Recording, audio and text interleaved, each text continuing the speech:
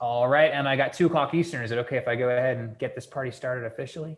Let's do it. All right, awesome. Good afternoon, everybody. I guess good morning if you're on the West Coast. And if you're watching this recording, I hope you're having a good day no matter when and where you are. We are here to talk about how to overcome fear, intimidation, and imposter syndrome to raise more money. Imposter syndrome, I got that bad, so I'm gonna listen as intently as you folks are. So thanks for being here.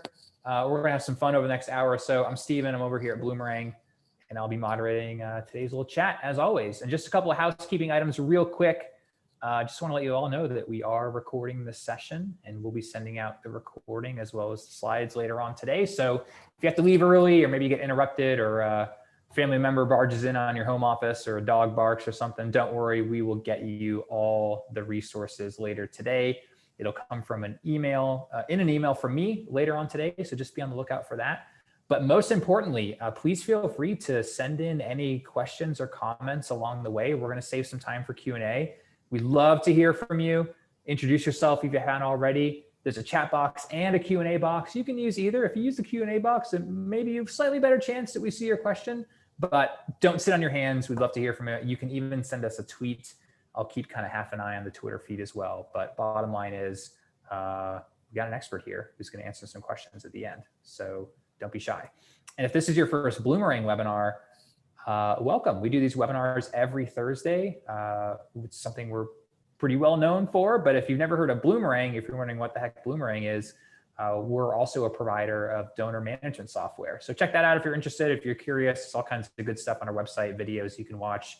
But don't do that right now, because speaking of first webinar, we are big time righting a big time wrong today, because Emma is someone I have wanted on the webinar series for a long time. It's not her fault, it's my fault. I never actually extended an invite, but I am so happy because it's been #1 on my list. Emma, you're awesome. How you doing? You doing okay? I'm doing awesome. And I am so excited to be here today because this is one of my #1 favorite topics. So yeah, this is going to be good.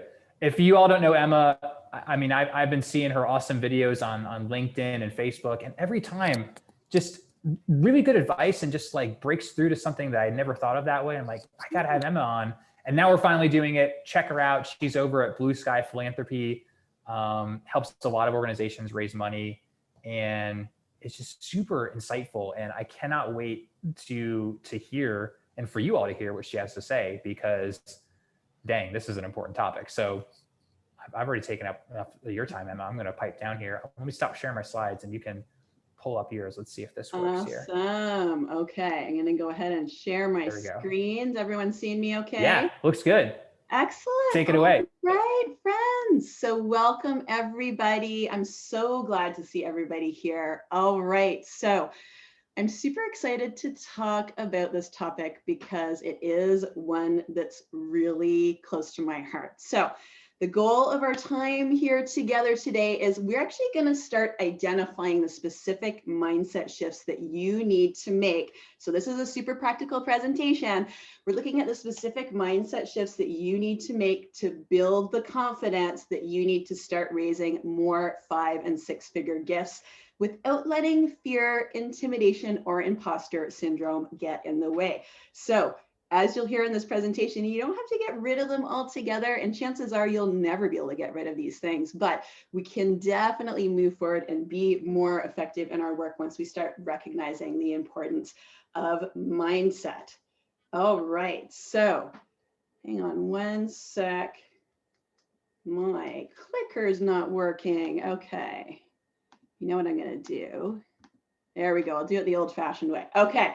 So we're talking about today something that's important, because here is what I have noticed, that, the tactics and the strategies around major gifts are super important. But in my experience, more than anything, it's actually mindset that can make or break your success. There we go. Clicker's back in action. All right. So if you're like a lot of fundraisers, here are some of the challenges that you're probably dealing with right now. So #1, I think all of us are operating within a set of limiting beliefs. It's something we're going to talk a lot about today. but typically we don't know it. Limiting beliefs can be invisible, they can be really hard to identify, and they come from all around us. So not only are we dealing with our own personal limiting beliefs, but we're also dealing with the limiting beliefs that actually come along in our organization and actually in our sector as a whole, right? And I think we've really seen this come into sharp relief during the pandemic. Like a lot of the stresses and fears we have, especially around fundraising, have really become magnified over the past year or so. And finally, I think one of the interesting challenges is that we're not taught a lot of this in school or in conferences. We don't actually talk a lot about this. We're so focused on like the how to and the tactical execution. But the mindset piece is such an important part of the puzzle when it comes to fundraising success. All right. And if you're like a lot of fundraisers, you probably have some desires that you're experiencing when it comes to major gift fundraising. And these can include building your confidence. It's a big one I hear a lot about, and increasing your comfort level when it comes to working with big donors. We talked about imposter syndrome at the beginning. Steven said he would like to get over that. And wouldn't we all, right? Because it's a pretty natural part of our work. It's going to come up. And in fact, it can come on especially strong, I find, when we're working with major donors or working with those 5, 6, or 7-figure gifts. And I think the other thing we've noticed is it's really important that we stay positive and try and figure out how to keep up our fundraising momentum during challenging times, right? And keeping up our momentum right now is so important. It's been a long, hard road. Like for a lot of us, I'm in Toronto and we're actually still in lockdown now. So a lot of you are at different stages of reopening after the pandemic, and the future still feels uncertain, right? But here's the thing is that I think we actually have a great opportunity ahead of us as we enter into post-pandemic recovery. Major donors we have seen are investing in important work across all different types of organizations, all sizes of organizations. And when we historically look back to recovery after times of crisis, like during the Great Recession, traditionally, oftentimes major donors tend to lead the way during recovery. So there's a tremendous opportunity for us right now. All right, so just to remind you of the goal of our time here together today, we're going to start identifying those specific practical mindset shifts that you need to make to build the confidence you need to start raising more 5- and 6-figure gifts without letting fear or intimidation or imposter syndrome get in the way. All right, so let's go ahead and dive deeper into the content. I want to start off by talking a little bit more about limiting beliefs and what exactly I mean by this. I think limiting beliefs can be super challenging to spot. So there's this great parable, you may have heard it before. It's about 2 young fish and they're swimming along one day and they happen to run into an older fish swimming the other way. The older fish nods at them and says, "Good morning, friends. How's the water?" And the 2 young fish swim on for a bit, and then eventually one looks at the other and says, "What the heck is water?" Right? So I think we can be a little bit like fish in water when it comes to our limiting beliefs, right? Especially those that we have about ourselves. These can be beliefs we pick up in childhood. For example, beliefs about money are really big ones that we pick up from our families very, very early. And these can continue to influence us in our day-to-day work in a way that can sometimes be a little hard to spot, right? So before we go any further, I want to introduce you to my #1 nemesis, and that is a telephone, right? Picking up the 500-pound phone and calling donors was a big struggle for me. Okay, so I consider myself an introvert. And as an introvert, there are a lot of things that I really dislike about the phone, right? Phone calls can feel a bit intrusive to me. I find not being able to read non-verbal cues kind of challenging. And finally, I realized I was at an impasse, right? I love getting face-to-face with donors, and avoiding the phone was actually getting in the way of my fundraising success. It was getting in the way of me booking those face-to-face meetings that I loved so much. And when I reflected a little bit more on my aversion to using the phone,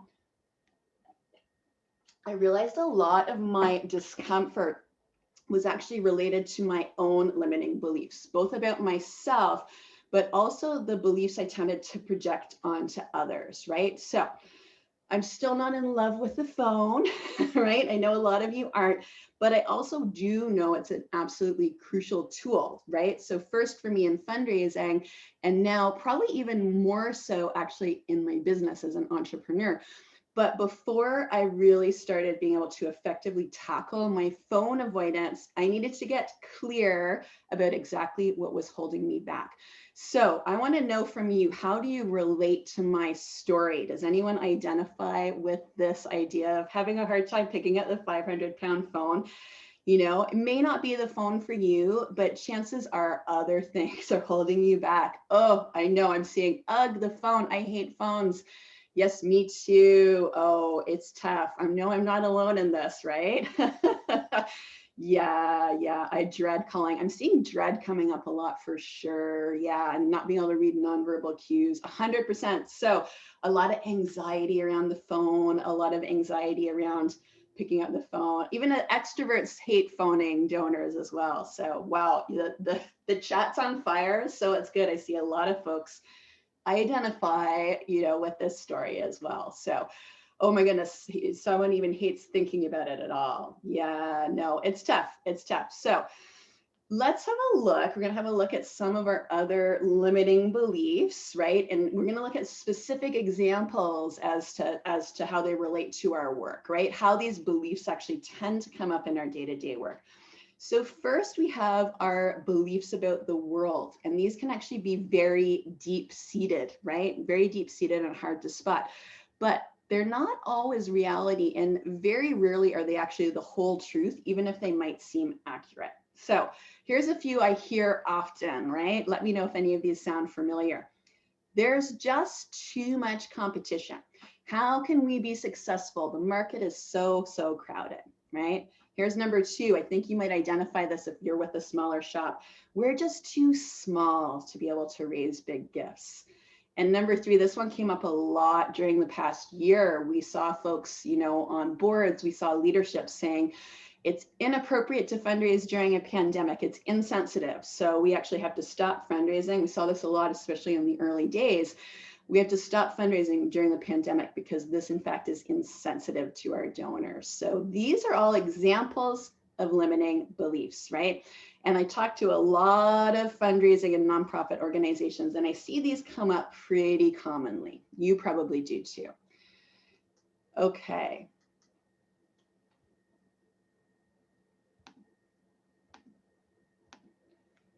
Our second type of limiting belief is about others. So these are some of the stories we tend to tell ourselves, right? Oh, maybe we're thinking about reaching out to a donor. Oh, you know what? I'm not even gonna try because he's gonna be way too busy to meet with me.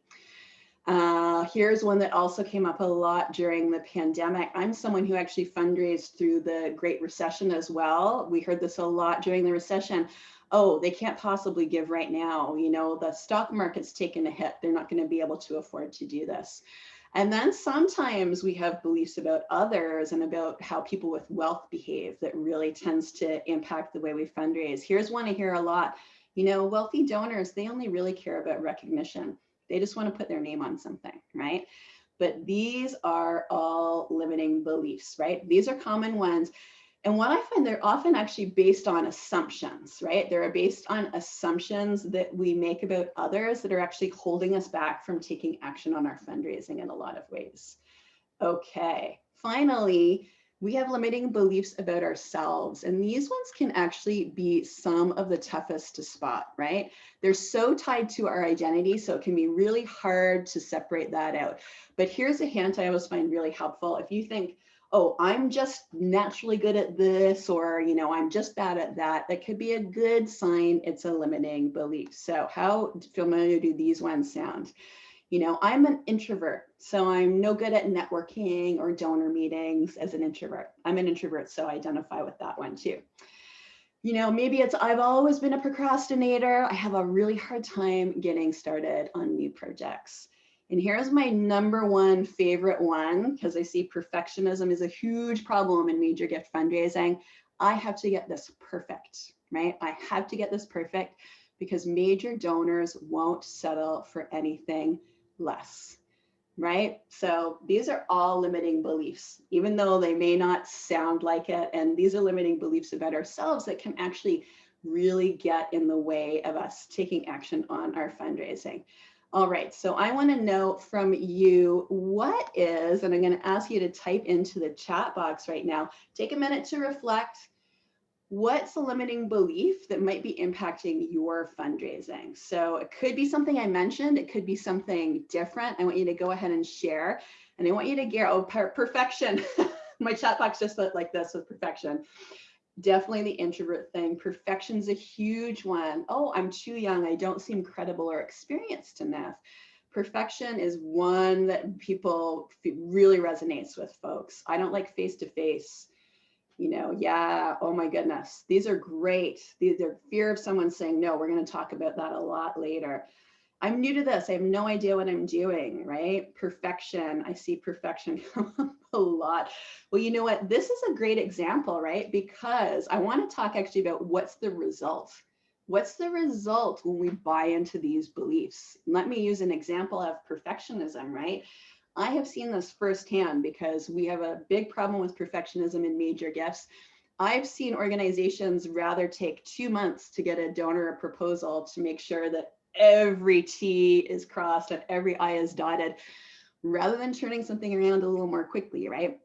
I feel like perfectionism may be one of the biggest things that's resulting in us leaving the most amount of money on the table when it comes to fundraising, right? So I know it's possibly unpopular opinion, but perfectionism is a big, big problem in major gifts, and it's holding us back. It's holding us back from making those calls, connecting with those donors, and raising that money we need so urgently for our mission. I love this.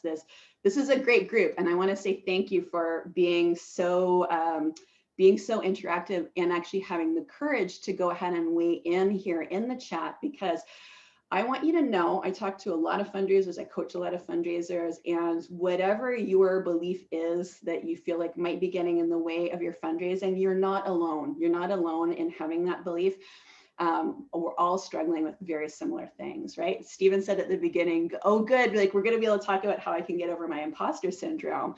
And the fact is, you know, no matter how much we grow and no matter how far along we come in our careers, you know, we are often grappling with the same issues, right? So, you know, I want you to know you're not alone, and that chances are, if you're feeling a certain way, others are too, no matter where they are in their career. And actually, speaking of which, I want to move on to talking about fear. This is a big one. So fear is a big one for folks. I'm just going to take a quick sip of my water. Fear is a big one for folks, and I'm going to talk a little bit about learning how to work with common fears that tend to come up when it comes to major gifts, right? And I often say this is inevitable. It's inevitable. Again, no matter how experienced you get, it tends to be that fears will inevitably arise in the course of our major gift work. So starting to recognize those is a really important step in being able to move forward, because here is a fact. Mother Nature has just made us highly threat reactive, right? She wants us to be alarmed at 1,000 paper tigers in order to avoid missing one single one that might be hiding and ready to pounce. So this has evolved as a protective strategy, right? Thanks, Mother Nature, and thanks, brains, right? This is a protective mechanism that has come over millions of years of evolution, right? So turns out we humans are hardwired with what neuroscientists refer to as a negativity bias. You've probably heard that term before. So essentially what that means is we more clearly remember, but also we give more weight to events and experiences that we perceive as negative over those that we perceive as positive, right? Now, I always like to be really clear here when I'm talking about negativity bias, is that I'm not saying or suggesting that there aren't very real threats out there right now, right? We're coming out the other end of a pandemic. A lot of us are dealing with the unequal impact of COVID. You know, a lot of us are grappling with the continued threat of racist violence. So I want to be really clear there. The key, I think, with negativity bias is just the ability to start being able to determine between what's the difference between a very real threat that we need to take action on. So the real tiger, what's the difference between that and a perceived threat? So the paper tiger that might actually be getting in the way of us taking action. Because here's what's at stake, right? There's a lot at stake at our organization when we don't recognize negativity bias and how it impacts our decision-making about perceived threats. Our fundraising suffers, and more importantly, our mission suffers too, right? So I think we've seen a lot of this during the pandemic. It's been highlighted over the past year. And I want to share this quote from Dr. Rick Hansen, who is an expert in neuroplasticity and negativity bias, because I think this kind of sums it up so beautifully in a nutshell.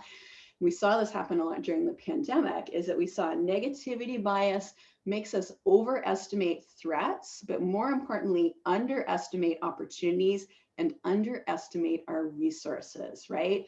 So this has been heightened over the past year. I think especially the underestimating opportunities. For example, going back to that notion of assuming donors are going to stop giving, so not even taking the action to ask, right? So negativity bias can tend to feed into fear, which is another perfectly normal function of your brain. If you feel fear, that's good news, right? It's simply your brain doing its job. Fear is hardwired into our brain and everyone feels it, whether they like to admit it or not. Like I said, we don't tend to like to talk about this a lot, right?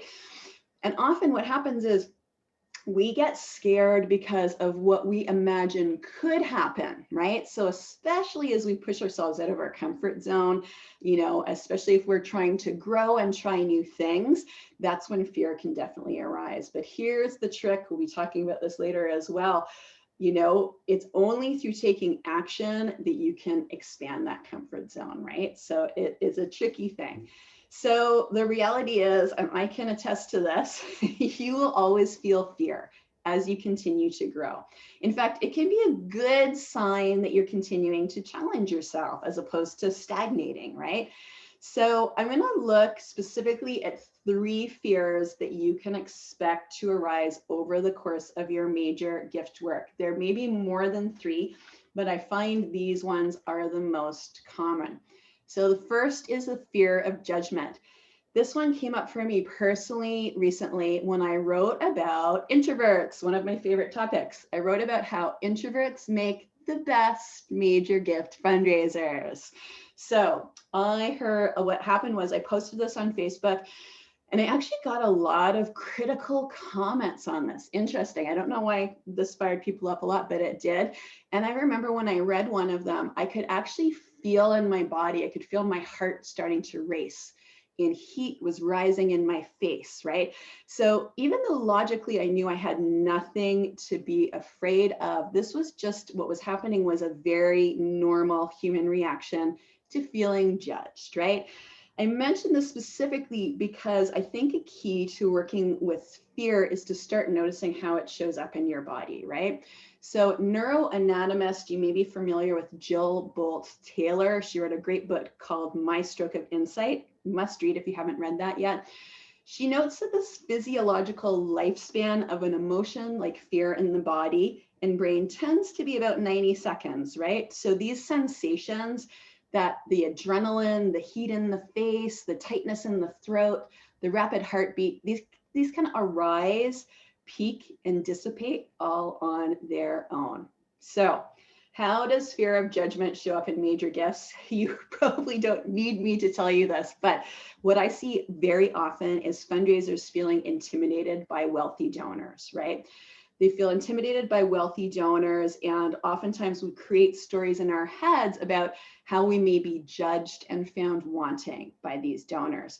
And my favorite antidote for this is to remember that honestly, most people are so busy thinking about themselves being judged than to think of you, right? So everybody, very normal human reaction, no matter who you are, no matter how your net worth, we all have our own fears about being judged, right? So this is just one to watch out for here. Yes, Jill Bolt Taylor's book is called A Stroke of Insight, I believe. I'm turning around because it's on my bookshelf. So yeah, if anyone's got the title, you can go ahead and type that into the chat for folks because it is a great read. Okay, there we go. So fear of rejection, this has already come up today, right? Fear of rejection is a big one when it comes to major gifts. And I think what happens is it sometimes prevents us from ever even properly soliciting our donors. So, you know, we can get stuck in that never ending cycle of cultivation. Who doesn't love doing cultivation and engagement, right? But you know, when we do, you know, get caught up in that idea of being rejected, what happens is we don't serve ourselves or our organizations or our donors because we do tend to avoid getting to that point where we're actually making the ask. I think it can also show up in some smaller ways that prevent us from taking action. For example, I think the root of my dislike for the phone is probably a fear of rejection as well, right? So this can take practice, but what I find as we take action and do this work, despite our discomfort, hearing no actually does get easier. I guarantee you it does get easier. In fact, no can be good news in many ways, especially when it comes to major gift fundraising. I think if you're not hearing no often enough, this is sometimes a sign. It's sometimes a sign that you're, not you, but maybe your organization is not putting enough focus on this idea of identifying and qualifying prospects for your major gift program. So, you know, no can be really good news too. So I want to make sure that we're not kind of running away from the no because it's very important, right? Yes, a no right now doesn't mean that they might not give it a later date. That's a very good point. Yes, I love it. A lot of people are saying no can mean not right now. So no can be good news in a lot of different ways, whether it's not right now, you know, whether it is a good sign that you're doing a really great job of qualifying folks, perhaps from your mid-level program into your major gift program. No is a really important part of our work. It took me a while to get to that point and to recognize that, right? To realize no is not necessarily equal failure. All right, so finally, I want to talk a little bit about fear of scarcity. I'm just going to take a quick sip of my water. I think this one actually shows up super powerfully at the organizational level.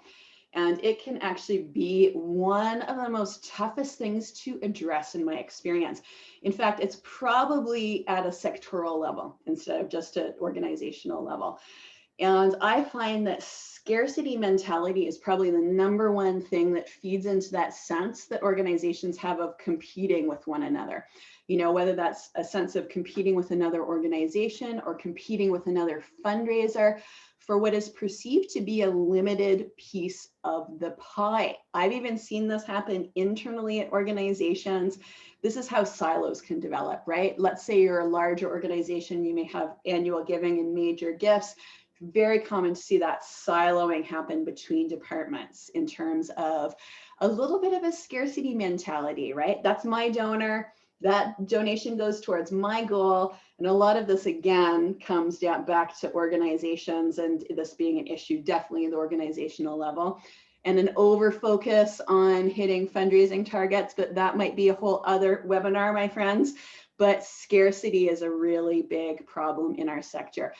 And I think what I want to remind folks is that fundraising is not a zero-sum game. It never has been, it never will be. In fact, I think through better fundraising, we can actually grow the pie of donors significantly, right? So look out for that fear of scarcity, see how that might be showing up at your organization.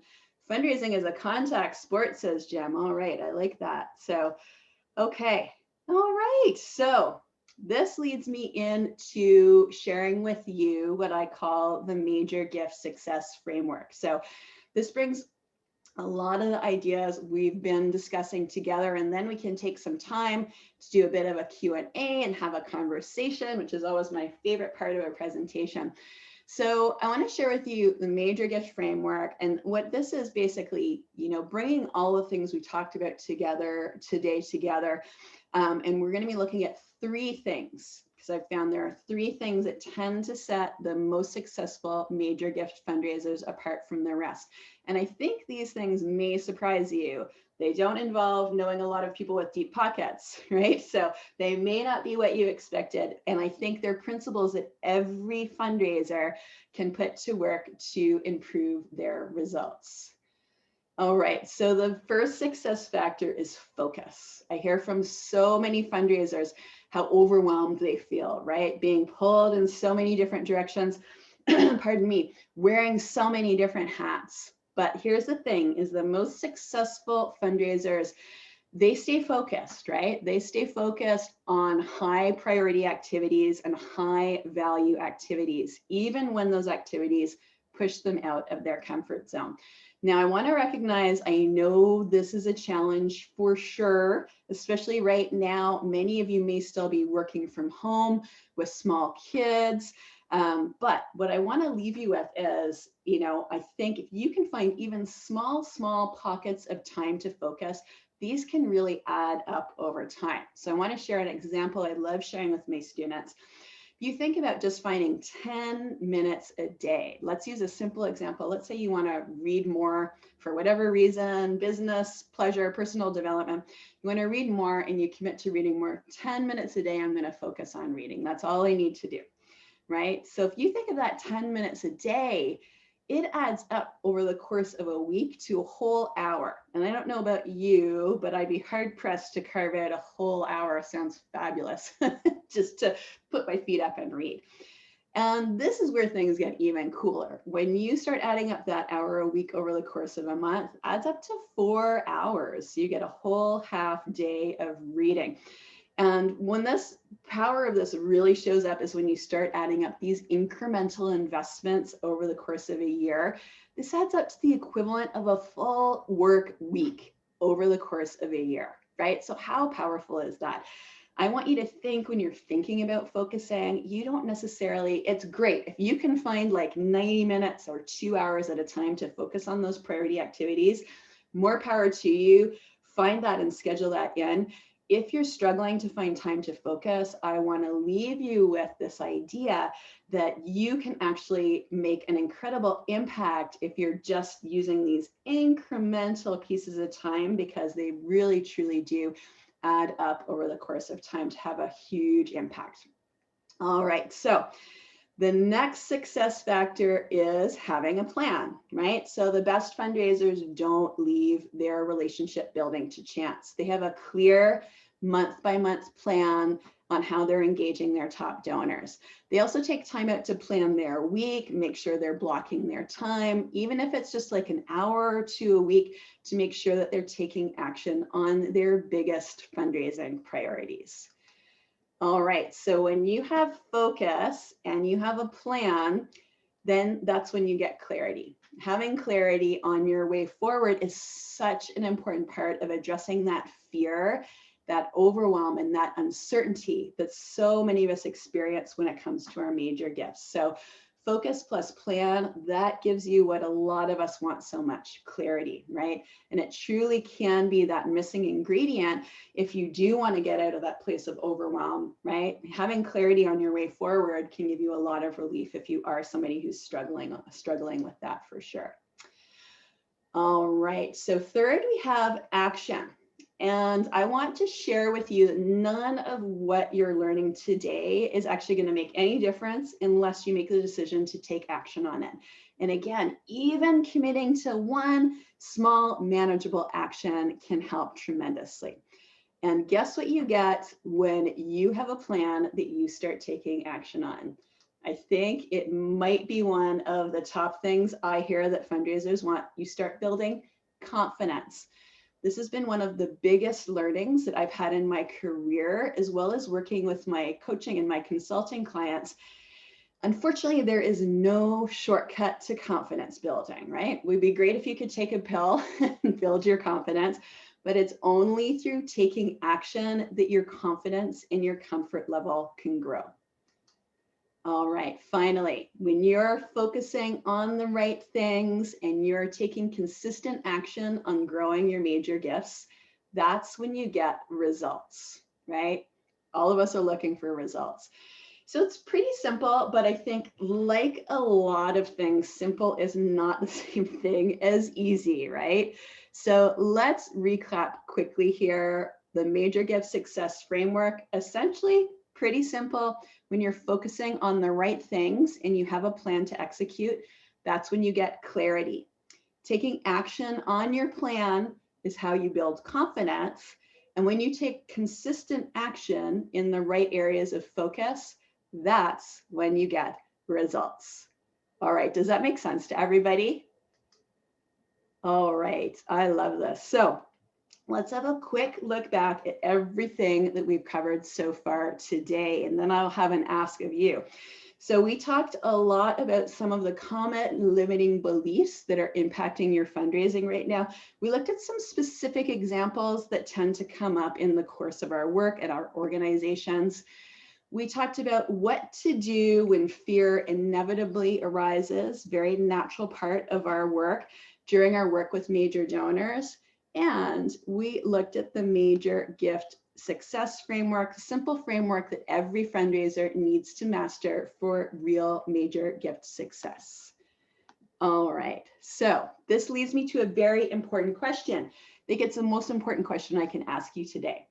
I want to know, how do you take action to implement the ideas that you learned today and not let this just become another session you attended? So I would love to hear from you. I'd love to ask you, who here has resonated with the content I've shared today? And I'd like to know what's been the most valuable thing that you've learned from this presentation today that you might like to take action on. All right, the 10-minute-a-day rule. That's one of my favorites as a busy person, right? And we are going to have lots of time to answer questions. So go ahead and type in, let me know what has been most valuable today. Great stuff, building confidence. I know that's a huge one, right? No is not a bad response. Oh, I love this. You just shared the success framework with your colleagues. Wonderful. Actions build confidence. There is no shortcut. I wish there was a pill you could take. I'm with you. Fear of rejection, hearing no is not all bad. I love that. Clarity helps me get focus. Yes, I love this. The 10-minute rule. Yeah, and adding up to an hour a week, like that always astonishes me too. Giving permission to take time to learn. I love this. Incremental investments. Wonderful. I love this. Taking time to plan daily, weekly. This is so powerful. Something that I do myself every Monday. I schedule out my time.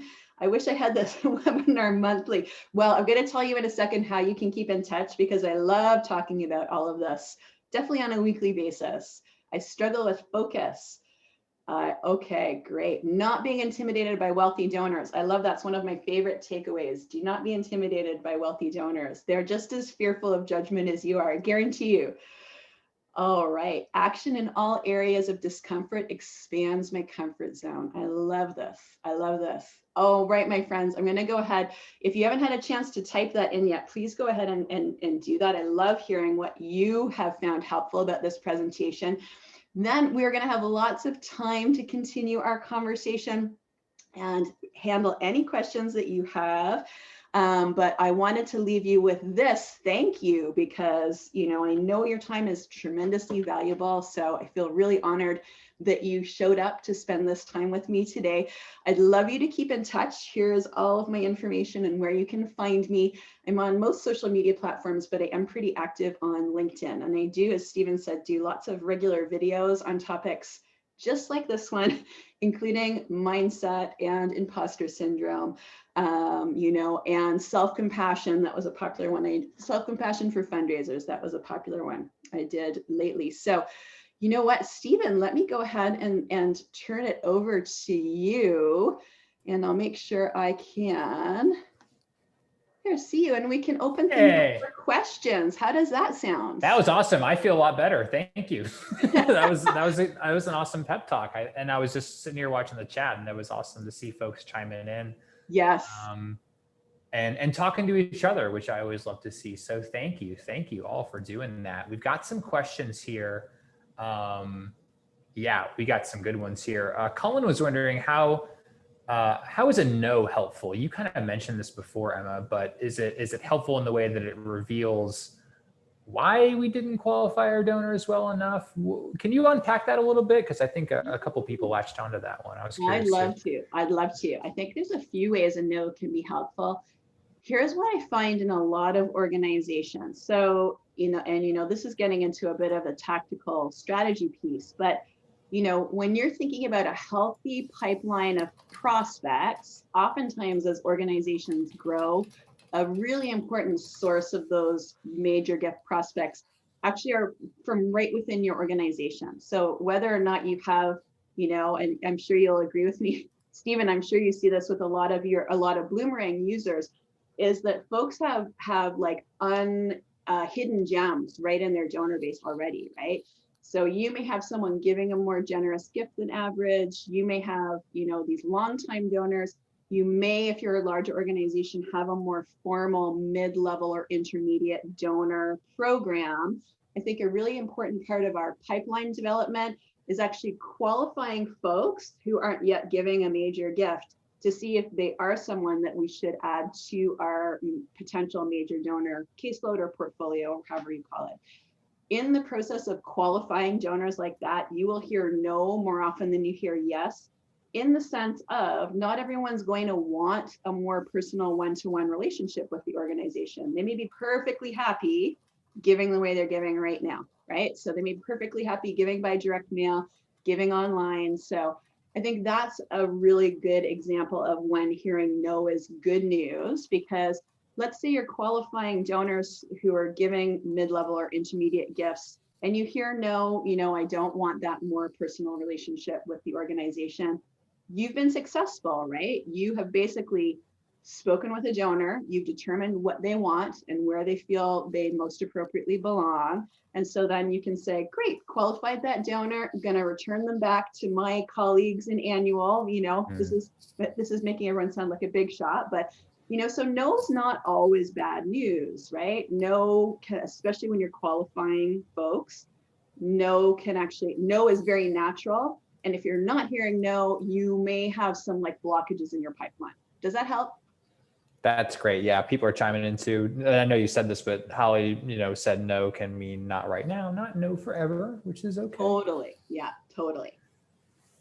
There's some good ones here. Emily was wondering, Emma, any daily practices to help combat negative energy? Is it yoga, going for a walk, that self-care stuff? What do you do? I think people are kind of curious too. Oh my gosh, I'm like, don't even get me started. You want me to get started on this? Because I will. Yeah, no, I think this is great. I love this. I think this is great. One thing that I found helpful, that I think may be universally helpful for folks, is the idea of planning your week and time blocking. Now, some folks are like, oh, it's never going to happen. I have so many demands on me from, family and my boss. But, I really recommend getting into this practice, even if you can't necessarily plan out or time block your whole day. But I found this has been a total game changer for me, not only in terms of my own self-care, but in my business, is just being really purposeful about actually scheduling into my calendar my top priorities. So for example, here's a great example of some of my self-care. I was going to say I'm a terrible meditator, but nobody's a terrible meditator. But I'm a meditator who like lapses, I'll have a consistent daily practice, but I'd signed up for a weekend long virtual meditation retreat. Oh, wow. And I blocked that out into my calendar. That's happening starting on tomorrow. Wish me luck, everybody. But this idea of kind of planning ahead and being purposeful and like blocking your time out. I know I'm totally terrified. Thank you, Bailey. I hope it goes well too. But like, it's something that I've planned for a long time, and just like making sure that gets into my calendar. Again, sounds luxurious, like if you've got a lot of competing priorities on your time. But I find, if you are thinking about this even incrementally, just being really purposeful about planning things out and getting them into your calendar. And here is the key to making this work. If you schedule something in your calendar and get to it and you don't feel like doing it, guess what? That's just is what is going to happen. That was my biggest finding in terms of this idea of making time blocking useful. Is like, I'll sometimes block out some time to get something done. Let's talk about picking up the phone, right? Let's say you put a half an hour in your schedule and you're like, I'm going to call 3 donors at 3 o'clock. I put in my schedule, I put in half an hour. I will guarantee you will get to 3 o'clock and your brain is going to start serving up all sorts of very juicy and reasonable seeming excuses for you not to pick up that phone at 3 o'clock. So part of what makes this practice work is to know that that's coming and just be prepared to address those excuses and move forward with that commitment anyway. And if that is you, you're not alone, because this is what all of our human brains will do, especially if it's something that makes you a little bit uncomfortable. So I think the key here is really block that time, even if it's half an hour, even if it's 10 minutes, know that you will not want to do the thing that you blocked out when you get to that time. Unless it's something nice, right? But if it's something that does put you out of your comfort zone a little bit, know that you're not going to do it, and be prepared for your brain to start raising objections and telling you all the other things you should do instead, right? That can be tremendously helpful. Yes. Oh, thank you. Yeah, that's great. Whitney just dropped I have an article about a step-by-step process for qualifying your donors. If you have questions about Nice. that on my website. So that's a rather long answer, but I love, I do a lot of sort of time blocking, time management, all that kind of thing. It makes me, yes, it's a topic I'm very passionate about. So I do the time blocking too. I put even like 5-minute things, 15-minute things, and people tease me, but I don't care. It works. No, it works. I'm telling you. Okay, so let me ask you, Stephen. I'm turning the Q&A table. Okay. This is fair. Does that happen to you too? Like, do you get to something that you've blocked and find you're like, I don't want to do this, and like find your brain throwing up lots of excuses? How do you manage that? Yeah, well, it's funny because then I'll end up doing a different task. Yeah. And then I'll get done with those tasks and I'll be kind of happy with myself, but then feel bad that I didn't do the thing that I blocked the time off for. It's like a weird form of procrastination. It's like productive procrastination. Totally. Yeah. And it's weird because something gets done, but maybe not what was on that time block, if that makes sense. And I think it all evens out at the end. But also yoga. We do yoga at Bloomerang. We have an instructor do it for the employees. And if I can do yoga, any of you can do yoga, honestly. Yeah. So try that. That's my short answer too. Yeah. Along the same lines, there was another good question here about, we talked a lot about the individual, but what about if you want to broach this subject with your team? Someone was saying that they're a small team, the ED is kind of introverted, and maybe that's kind of holding people back in other ways. Is it a good idea to broach this with your team? And if so, how would you do that, Emma? Just talking about mindset in general with your team? I think so. Yeah. I think so. I think it's really important to normalize this, right? Like I've been fundraising for almost 25 years, and I feel like I can count the number of times on like one hand where people were actually like, you know what?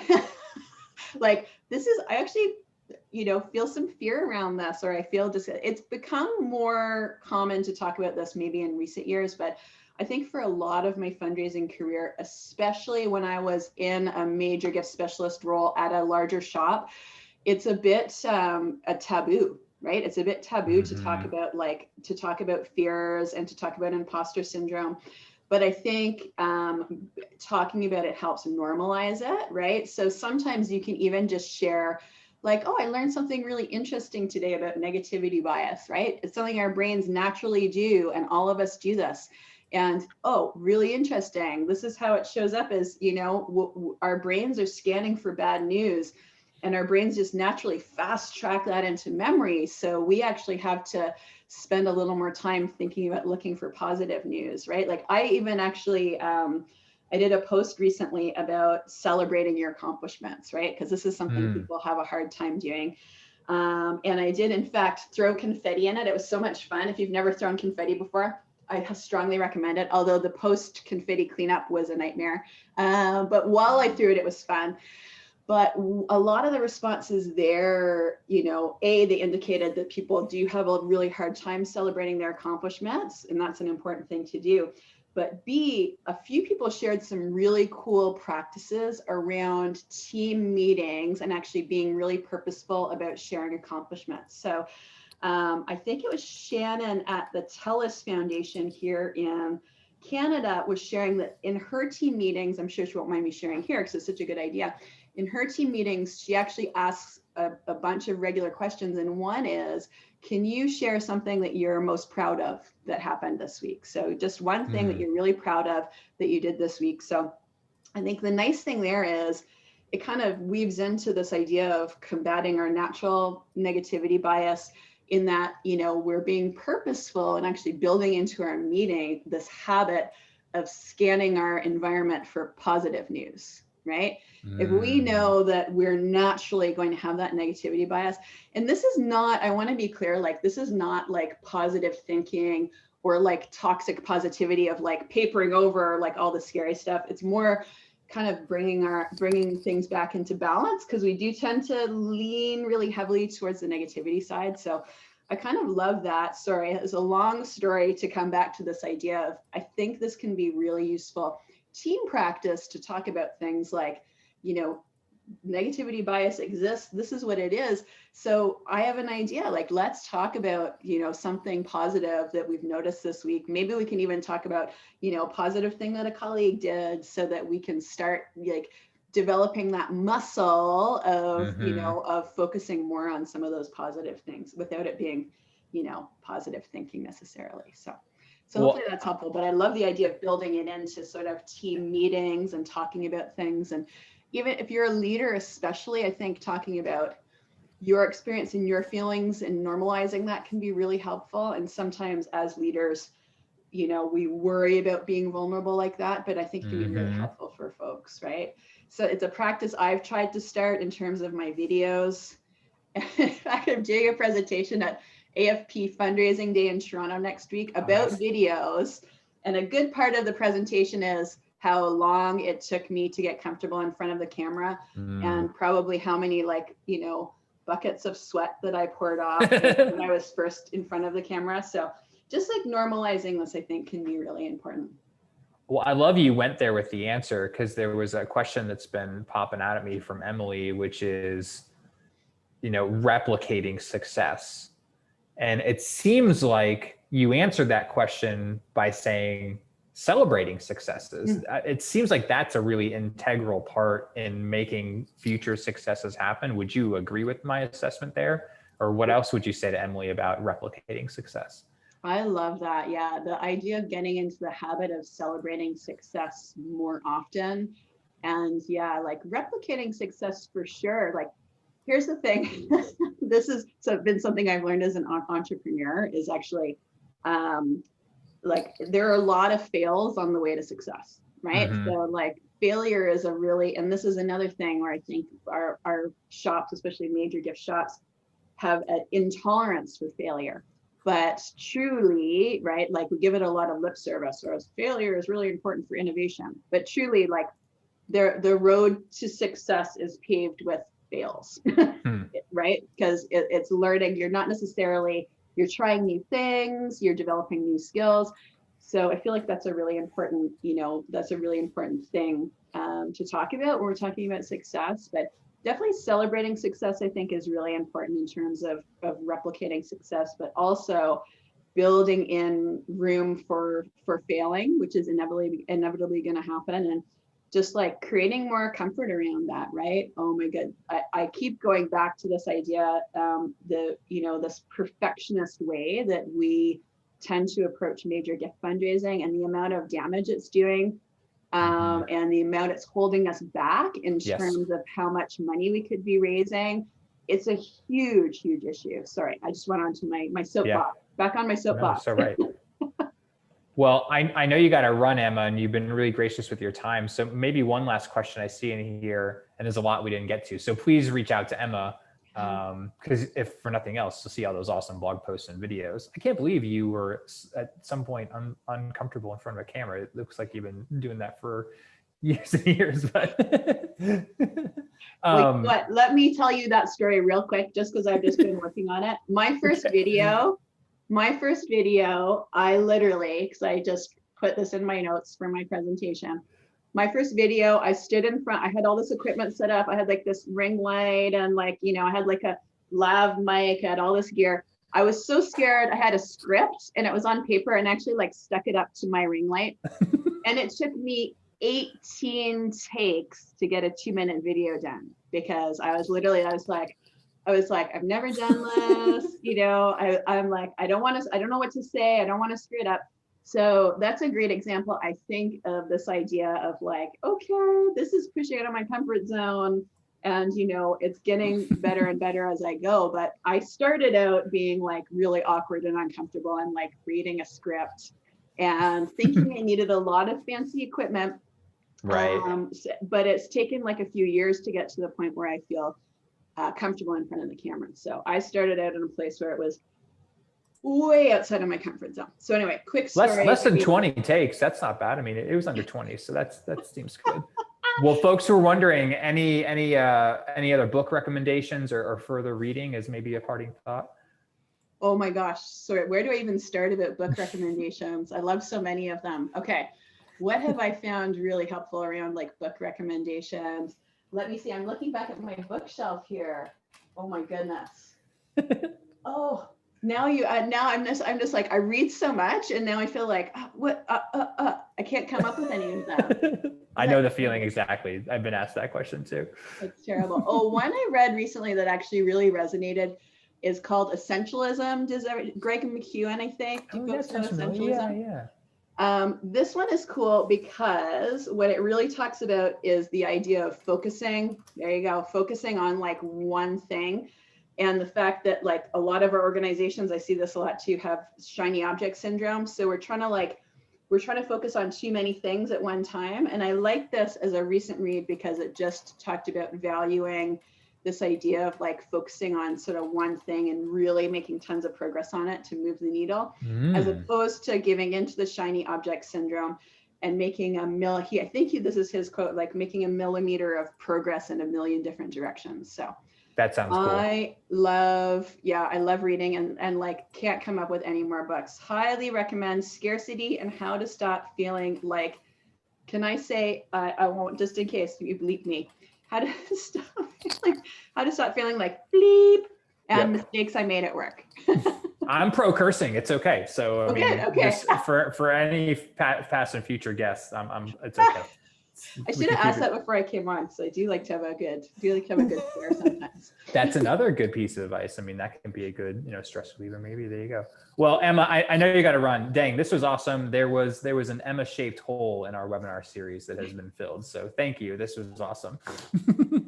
Well, I'm so glad. And thanks again to everybody, and stay in touch. I want to hear how things go. And yeah, I'd love to hear if you are implementing these ideas in your work. I'd really love to hear how it goes for sure. So yeah, definitely connect. And hopefully we'll see you again on another session. We got, every Thursday, 2 weeks from now, it's my birthday. So I got to highlight my birthday session. Happy birthday. June 10th, the big 3-7 for me, but we're going to be talking about junior boards, and there's going to be some opinions. This is people have feelings about this. So, come with your opinion too, and we're gonna hash it out. I've been on some junior boards. I'm on a real board right now, and I'll be chiming in. So yeah, join us if that is an interesting topic to you. But there's some really cool sessions on our webinar page coming up here. In fact, I'm even scheduling into next year, which is kind of feels a little ridiculous, but that's okay. Wow. Well, I want to come back. Let's see. We'll have you back. We'll get Emma back on there, and this will be great. So thanks to all of you for hanging out. And I hope you have a good rest of your Thursday. Have a safe weekend. Stay healthy. We need all of you out there, and hopefully we'll see you again next week. See you. All right. Bye, everybody. Bye. Again.